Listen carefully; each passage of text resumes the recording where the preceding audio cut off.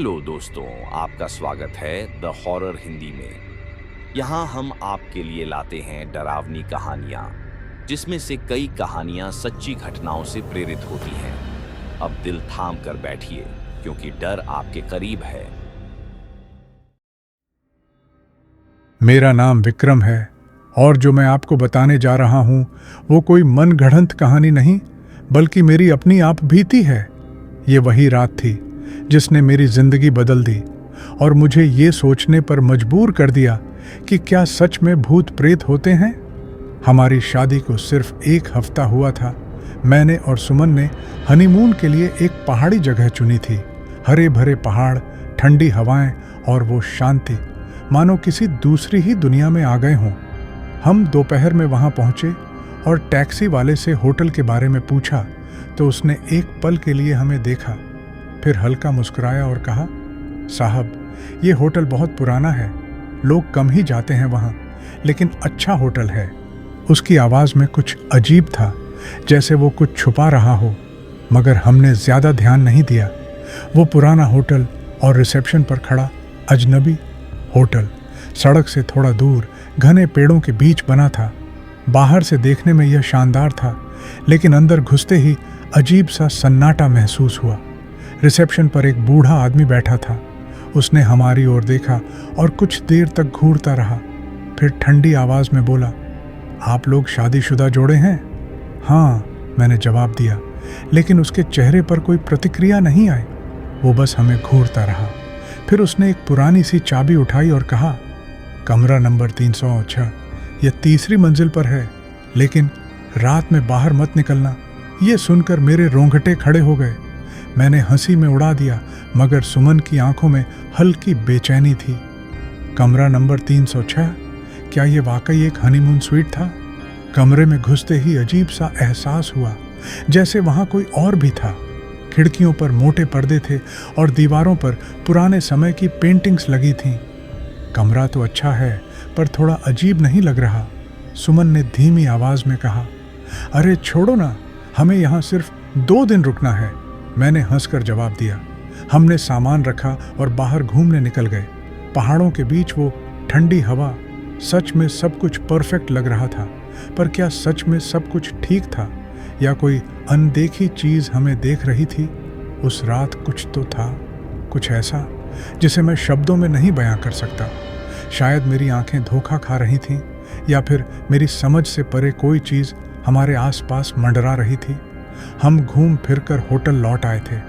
Hotel के अंदर हल्का हल्का अंधेरा था और माहौल में एक अजीब सी ठंडक थी। रिसेप्शन पर वही बूढ़ा बैठा था, लेकिन इस बार उसकी नजरें हमारी तरफ नहीं थीं। वो बस नीचे देख रहा था, जैसे कुछ सोच रहा हो। जैसे ही हमने उसके सामने से गुजरने की कोशिश की, उसने बिना सिर उठाए कहा, रात लंबी हो सकती है, नींद जल्दी नहीं आएगी। मैंने रुककर उसकी ओर देखा। वो अभी भी नीचे देख रहा था, लेकिन उसकी आवाज में एक अजीब सी गूंज थी। क्या मतलब है आपका? मैंने हंसकर पूछा, लेकिन कोई जवाब नहीं आया। सुमन ने मेरा हाथ पकड़ा और बोली, चलो ना विक्रम, मुझे अजीब लग रहा है। हम सीधे होटल के डाइनिंग हॉल में चले गए। वहां सिर्फ 3-4 टेबल पर ही लोग बैठे थे, बाकी पूरा हॉल खाली था। होटल के हिसाब से यह बहुत अजीब था। हमने अपना खाना ऑर्डर किया और तभी हमारी बगल की टेबल पर बैठे एक आदमी ने धीरे से कहा, नए आए हो?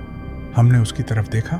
वो अधेड़ उम्र का आदमी था, जिसकी आंखों में कुछ अजीब सा डर था।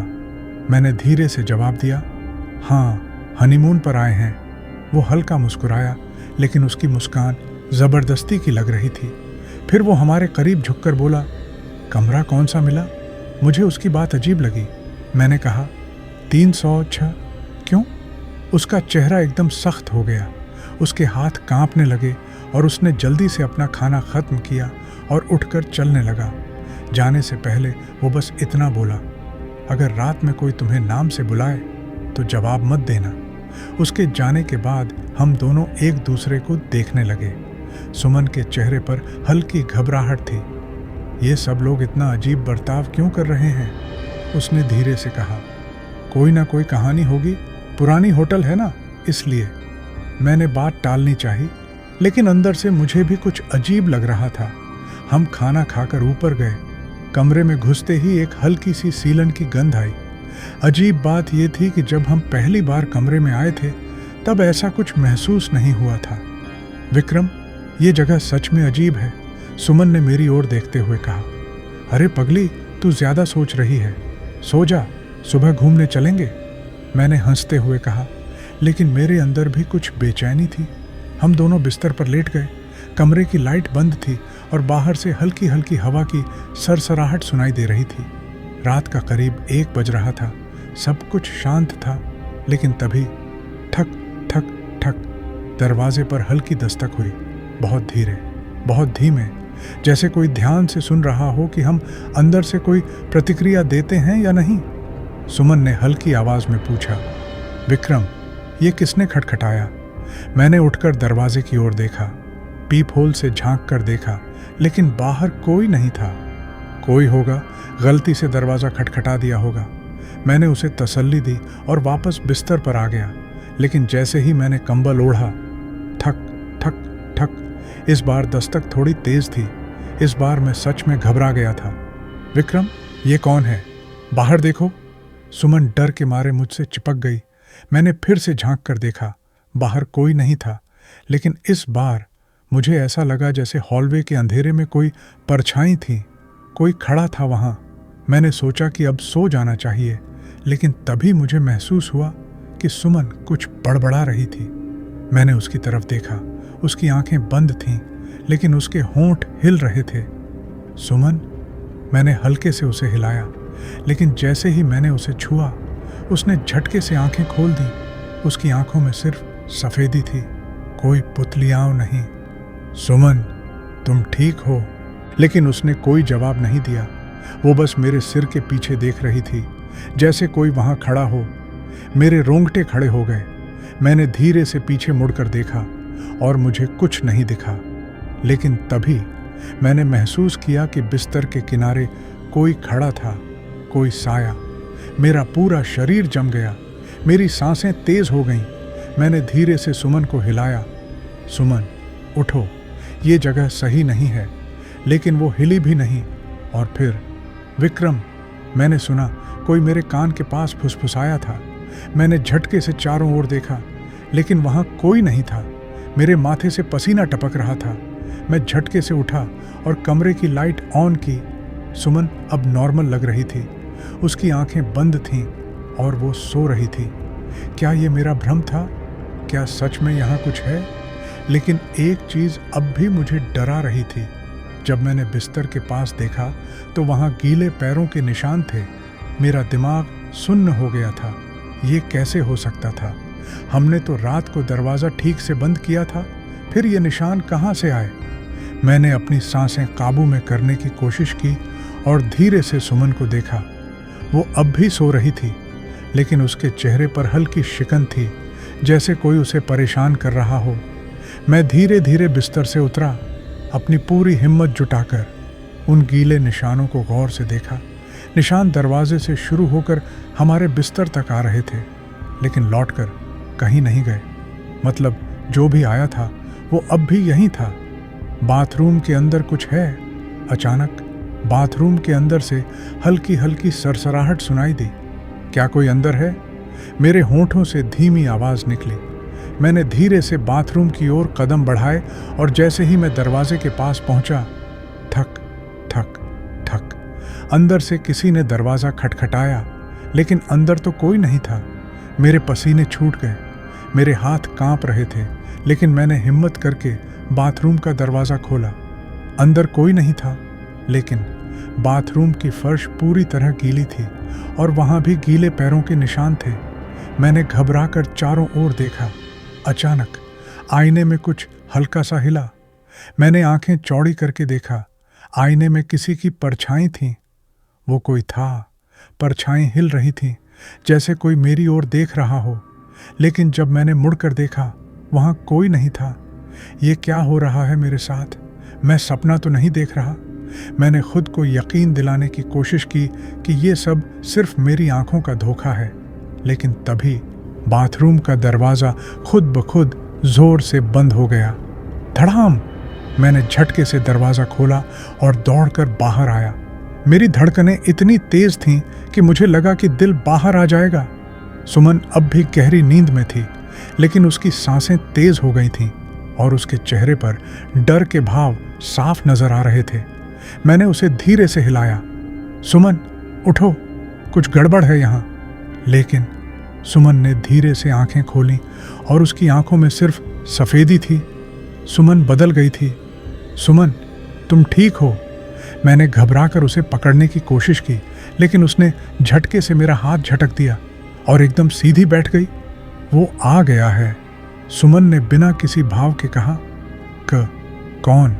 सुमन ने धीरे धीरे अपनी गर्दन मोड़ी और सीधा मुझे देखने लगी। फिर उसके चेहरे पर एक अजीब सी मुस्कान आई, लेकिन वो सुमन की मुस्कान नहीं थी। कमरे की खिड़की पर कोई था। अचानक खिड़की के शीशे पर हल्की हल्की दस्तक हुई। टिक टिक टिक। मेरे अंदर से जैसे सारी ताकत खत्म हो गई थी। मैंने हिम्मत करके खिड़की की ओर देखा और वहां कोई खड़ा था, लेकिन वो इंसान नहीं था। उसकी आंखें बिल्कुल सफेद थीं और उसकी काली परछाई सिर्फ अंधेरे में ही दिख रही थी। मैंने झटके से खिड़की के पर्दे गिरा दिए और भागकर सुमन के पास आया, लेकिन वो अब भी उसी हालत में थी। सुमन, होश में आओ, ये सब क्या हो रहा है? सुमन ने धीरे से अपनी गर्दन और ऊपर उठाई और धीरे से बोली, अब तुम बच नहीं सकते। और अगले ही पल कमरे की सारी लाइट्स अचानक बंद हो गईं। पूरा कमरा गहरे अंधेरे में डूब गया और उस गुप्त अंधेरे में सिर्फ एक ही चीज साफ नजर आ रही थी, वो खिड़की के बाहर खड़ी परछाई। सुमन अब भी बिना पलक झपकाए मुझे घूर रही थी। उसकी आंखों की सफेदी मेरे दिल में खौफ भर रही थी। अब तुम बच नहीं सकते, उसके ये शब्द जैसे मेरे दिमाग में गूंज रहे थे। सुमन, ये सब क्या बकवास कर रही हो? होश में आओ। मैंने जोर से उसका कंधा पकड़ा और हिलाया, लेकिन उसने धीरे धीरे अपनी गर्दन एक अजीब एंगल पर मोड़ी और धीरे धीरे मुस्कुराने लगी। अचानक ठक ठक ठक दरवाजे पर किसी ने जोर से दस्तक दी, लेकिन इस बार आवाज बहुत भारी और गहरी थी, जैसे कोई लोहे का दरवाजा ठोक रहा हो। मैंने कांपते हुए धीरे धीरे दरवाजे की तरफ देखा, लेकिन फिर टक टक टक। अब खिड़की के शीशे पर भी वही आवाज आने लगी। क्या कोई बाहर था या फिर कमरे के अंदर ही कोई था? मेरी सांसें तेज हो गईं। सुमन अब भी उसी हालत में बैठी थी, बिना हिले डुले, बस मुझे घूर रही थी। वो आ गया। अचानक सुमन की आवाज गहरी हो गई, जैसे उसके अंदर कोई और बोल रहा हो। वो आ गया है। कौन आ गया? मैंने डरते हुए पूछा। सुमन ने धीरे से अपनी उंगली खिड़की की तरफ उठाई। मैंने कांपते हाथों से पर्दा थोड़ा सा हटाया और खिड़की के शीशे पर एक चेहरा चिपका हुआ था, बिल्कुल सफेद चेहरा, गहरी काली आंखें और एक भयानक मुस्कान। मेरी चीख निकलते निकलते रह गई। मैं झटके से पीछे हटा और तभी धड़ाम, दरवाज़ा जोर से अपने आप खुल गया, जैसे किसी ने बाहर से पूरी ताकत से धक्का मारा हो। दरवाज़ा खुलते ही एक ठंडी हवा का झोंका अंदर आया और उसके साथ एक अजीब सी गंध भी। कुछ तो अंदर आ चुका था। मैं उसे देख नहीं सकता था, लेकिन मैं उसकी मौजूदगी महसूस कर सकता था। मैंने घबराकर सुमन की ओर देखा, लेकिन अब वो हंस रही थी। अब खेल शुरू होगा। सुमन की आवाज़ में एक अजीब सा कंपन था। वो सुमन की आवाज़ नहीं थी। तुम कौन हो? सुमन को क्या हुआ है? अचानक कमरे के कोने में पड़ा लकड़ी का स्टूल खुद हिलने लगा। खर्र खर्र खर्र। मेरे रोंगटे खड़े हो गए और फिर स्टूल हवा में उठ गया और जोर से जमीन पर गिर पड़ा। धड़ाम। बकवास है ये सब, मैं चिल्लाया, लेकिन मेरी आवाज़ भी कांप रही थी। तभी विक्रम, वही फुसफुसाहट, वही आवाज़ जो मैंने पिछली रात सुनी थी, इस बार वो मेरी पीछे से आ रही थी। मैं हिम्मत करके पीछे मुड़ा और कोई मेरे ठीक सामने खड़ा था। मेरी आंखें चौड़ी हो गईं। सामने वही भयानक परछाई थी, लंबी, दुबली, चेहरा सफ़ेद और आंखों में गहरे काले गड्ढे। वो बस खड़ी मुझे देख रही थी और धीरे धीरे उसका चेहरा मेरी तरफ झुकने लगा। दूर रहो, मैंने घबरा कर चिल्लाया। लेकिन तभी उसने धीरे से अपना हाथ उठाया और मेरी गर्दन की तरफ बढ़ाया।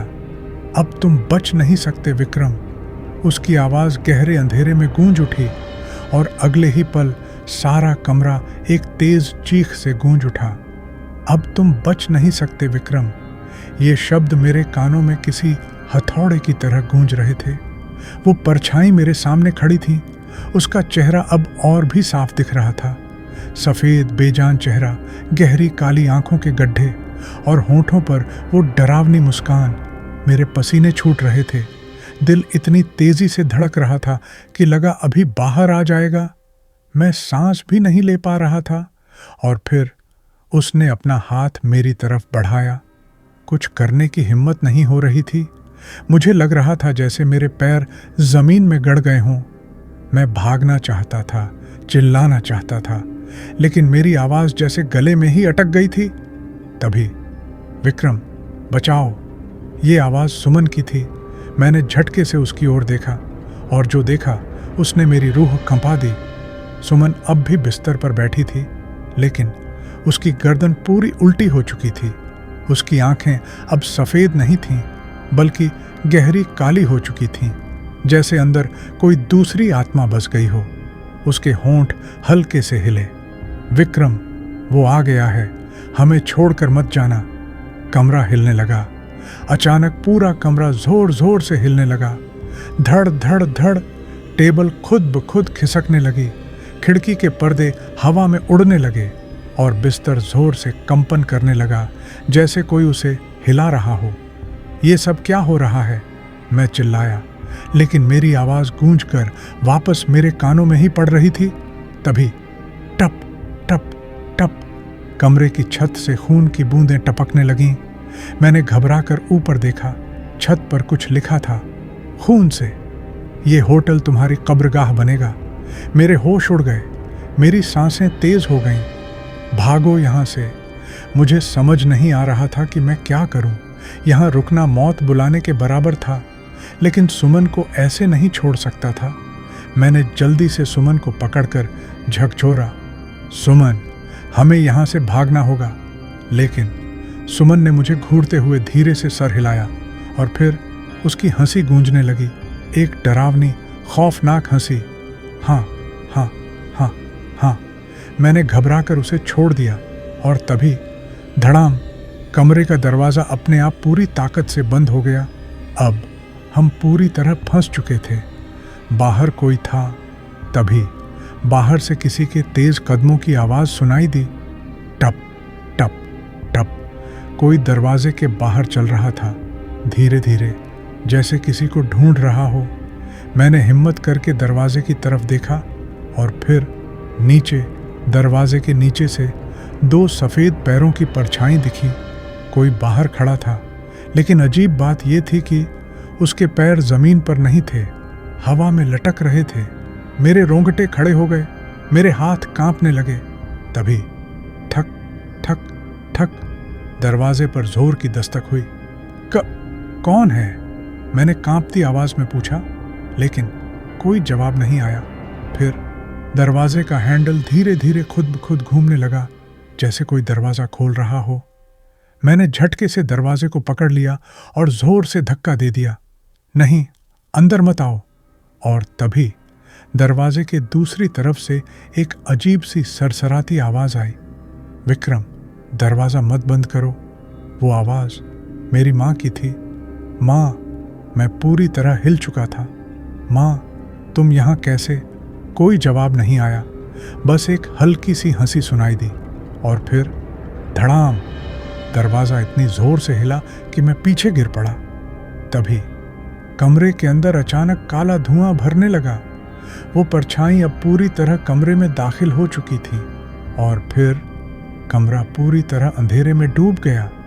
मुझे कुछ भी दिखाई नहीं दे रहा था, सिर्फ सुमन की अजीब हंसी और वो भयानक सरसराहट मेरे कानों में गूंज रही थी। तुम यहाँ से बचकर नहीं जा सकते विक्रम। वो परछाई अब मेरे एकदम सामने थी। उसकी ठंडी सांसें मेरे चेहरे पर महसूस हो रही थीं। मैं हार नहीं मानूंगा।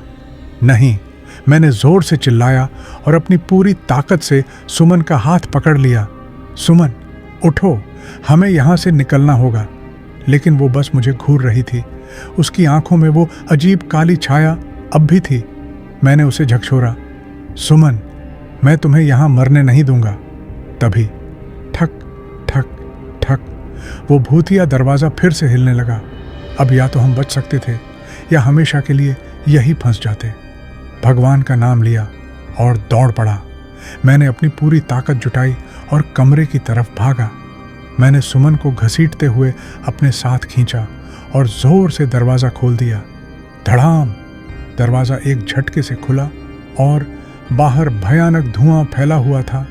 हर तरफ अजीब सी परछाइयाँ चल रही थीं, लेकिन मैं रुका नहीं।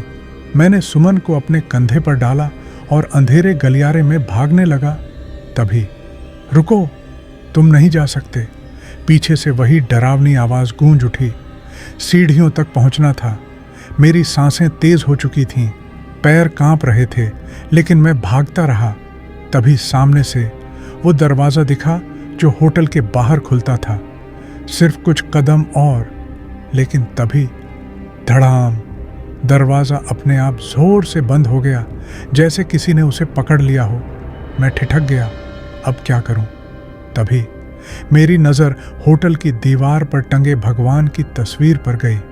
मुझे नहीं पता क्या हुआ, लेकिन मैंने झट से भगवान का नाम लिया और जोर से चिल्लाया, भगवान, हमारी मदद करो। अचानक पूरे होटल में एक तेज हवा का झोंका आया और वो भूतियां परछाइयां एक तेज चीख के साथ गायब होने लगीं। सुमन की आंखों का अजीब रंग वापस आ गया। वो धीरे से होश में आई और मुझे देखा। विक्रम, क्या हुआ था? बाद में बताऊं। मैंने उसे खींचा और दरवाजे की तरफ भागा। अब दरवाज़ा धीरे धीरे खुद ब खुद खुल रहा था। हम बच गए। जैसे ही हमने दरवाज़ा पार किया, सूरज की किरणें हमारे चेहरे पर पड़ीं। हम होटल के बाहर थे, जिंदा, सलामत। हम दोनों ने पीछे मुड़कर देखा। वो पूरा होटल अंधेरे में लिपटा हुआ था, लेकिन अब वहाँ सन्नाटा था। सुमन ने मेरा हाथ कसकर पकड़ लिया। विक्रम, हम जिंदा बच गए। मैंने उसकी आंखों में देखा और मुस्कुराया। हाँ, और अब हम कभी इस जगह वापस नहीं आएंगे। हमने एक दूसरे को गले लगा लिया और तेजी से वहां से निकल गए।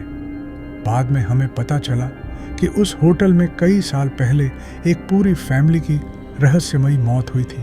कहते हैं वो आत्माएं अब भी वहां भटक रही थीं और जो भी वहां जाता वो कभी लौट कर नहीं आता। लेकिन हम बच गए। अब हमें जिंदगी की कीमत समझ आ चुकी थी और ये भी कि कभी कभी कुछ जगहों पर कदम रखने से पहले सोच लेना चाहिए।